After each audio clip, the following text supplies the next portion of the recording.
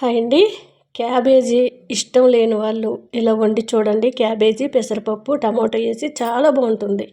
Stove పైన cooker పెట్టుకొని కొద్దిగా కొబ్బరి నూనె, ఆవాలు, జీలకర్ర, శనగపప్పు, ఎండుమిరపకాయలు, కొద్దిగా పసుపు వేసుకొని వేపుకున్న తర్వాత కొద్దిగా అల్లం తురుము వేసుకున్నాను. చాలా బాగుంటుంది. మీకు కావాలంటే ఉల్లి వెల్లుల్లి కూడా వేసుకోవచ్చు. పిల్లలు సైతం ఇష్టపడతారండి, అంత టేస్ట్గా ఉంటుంది. కాస్త నెయ్యి వేసుకొని రైస్లో కలుపుకొని తిని చూడండి, మళ్ళీ మళ్ళీ క్యాబేజీని తీసుకుంటారు, అంత బాగుంటుంది. ఓ 2 పెద్ద సైజు టమాటాలు వేసి కాస్త రాలుప్పు వేసుకొని అవి మెత్తగా మెల్ట్ అయ్యే వరకు కూడా మనం ఉడికించుకోవాలి. తర్వాత ఒక చిన్న గ్లాసుడు పెసరపప్పుని శుభ్రంగా కడిగి నానబెట్టుకున్నాను. తరిగి పెట్టుకున్న క్యాబేజీ, పెసరపప్పు, కొద్దిగా కారం పొడి, ధనియాలు, జీలకర్ర పొడి వేసుకొని బాగా కలిపేసి 1 కప్పున్నర వాటర్ అయితే యాడ్ చేస్తున్నాను.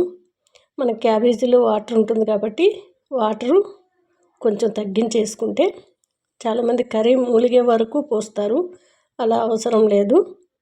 ఒక చిన్న గ్లాస్ కానీ కప్పు కానీ తీసుకొని వాటితో ఒక 2 కప్పులు పోసుకుంటే సరిపోతుంది. చూసారు కదా, కప్పున్నర వాటర్ యాడ్ చేశాను.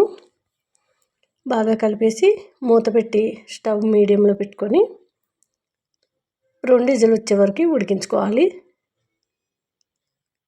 తర్వాత కిందకి దించేసి చల్లగైన తర్వాత ఓపెన్ చేసి చూస్తే మెత్తగా చాలా టేస్ట్గా మంచి కర్రీ, పెసరపప్పు క్యాబేజీ కర్రీ రెడీ అయిపోతుంది. క్యాబేజీ పకోడీ రాత్రి చేశాను, అది కూడా చాలా చాలా టేస్ట్గా ఉంది. మార్నింగ్ వరకు ఉన్నా సరే కరకరలాడుతూ చాలా బాగుంది. ఏదైనా మూత టైట్గా ఉండే దాంట్లో పెట్టినట్లయితే క్యాబేజీ పకోడీ కూడా కరకరలాడుతూ చాలా టేస్ట్గా ఉంటుంది. ఇంకోసారి క్యాబేజీతో పెరుగు పచ్చడిలో చేసి చూపిస్తాను, టేస్ట్ చాలా బాగుంటుంది. ఇదైతే అదిరిపోయింది. నచ్చితే ట్రై చేయండి.